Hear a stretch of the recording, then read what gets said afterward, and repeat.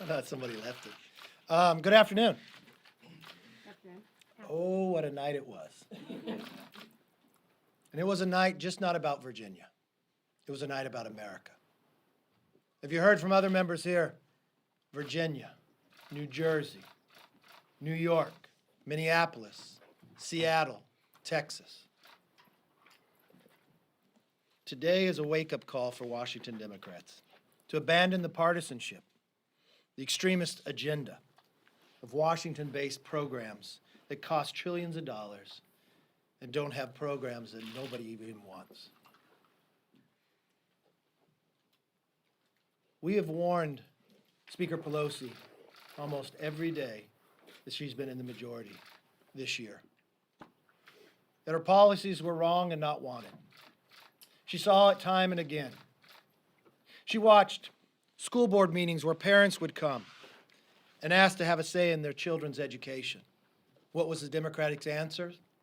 To pressure the Attorney General to go after the parents, even if your child was raped in a bathroom.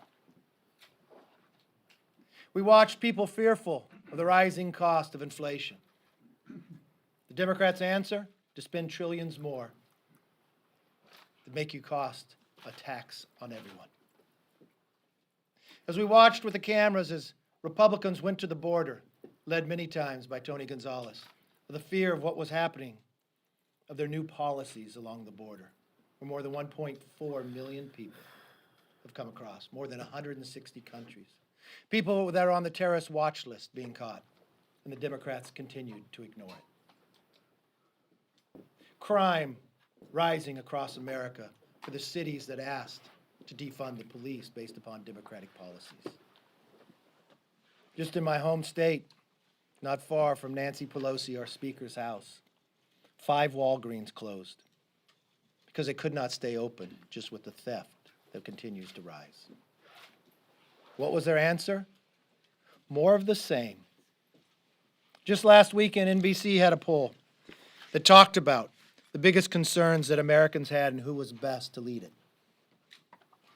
I think when you look at Governor-elect Youngkin, he was one that can lead because he listened. He didn't bring past politicians in. He listened to those in Virginia. Didn't matter if you were Republican, Democrat. He didn't take political consultants' advice like Terry McAuliffe. He took parents' advice. On his closing night, he talked about reforming the DMV, regardless of what party or who you are, but if you live in Virginia, they're going to answer the phone and ask how they can help. There's a fundamental belief as Americans that parents should have a say in their children's education. They should be able to know what the curriculum is. And the one thing that we have found time and again, the Democrats believe that not to be true. When I came in today, I expected maybe they'd have a change of heart.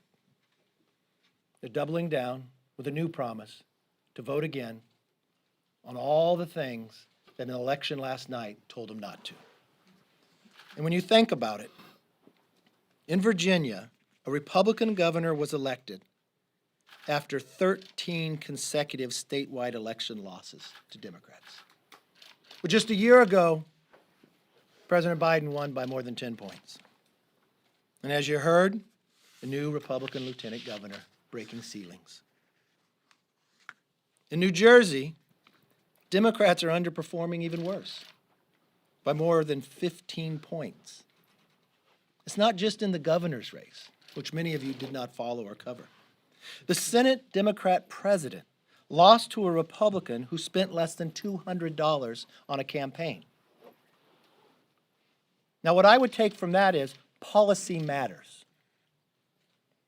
In San Antonio, as Tony talked about, it's not the first time you took a seat that was 73% Hispanic and a Republican won. Tony has led that charge. But a state house seat that is 73% Hispanic, but carried by Joe Biden by 14 points, flipped to a Republican. In Seattle, Washington, clear across the country, yes, you heard that right, Ann Davison, a Republican, is winning a race for city attorney. How many nights has there been a riot in Seattle, Washington. She's poised to be the first woman in that role and Republican in 32 years. All those elections, and also something else happened last night. We grew our conference one more. We're now 213. It only takes 218 to be a majority, with Mike Carey winning in Ohio 15.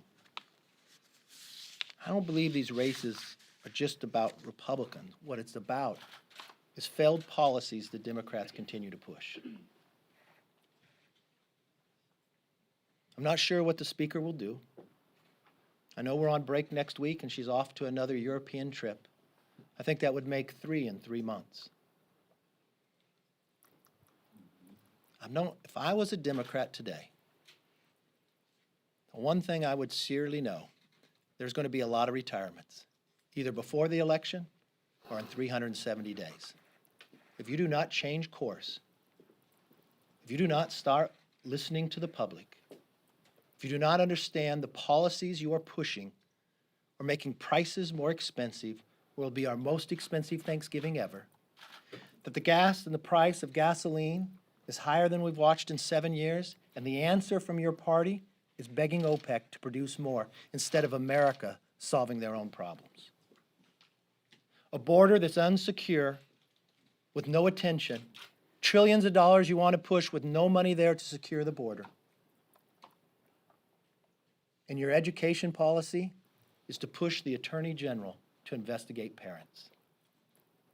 If you didn't know that was failed by the polling, if you didn't know that was a problem by the calls of Americans to your office, you should have woken up after last night, because it wasn't just in Virginia. It was in New Jersey, it was in Minneapolis, it was in Texas, and it was in Seattle. The one thing I will tell you is Republicans, listen. We hear you. We know the places that we can improve, and we make this promise to you. We will soon unroll a Parents' Bill of Rights. It doesn't matter your wealth, the color of your skin. Once you have a child, it is no longer what you become. It is now what opportunity your children will have. You have a right to know what's being taught in the school. You have a right to participate. Education is the great equalizer. We're all created equal, and we're going to make sure we make that happen across this country.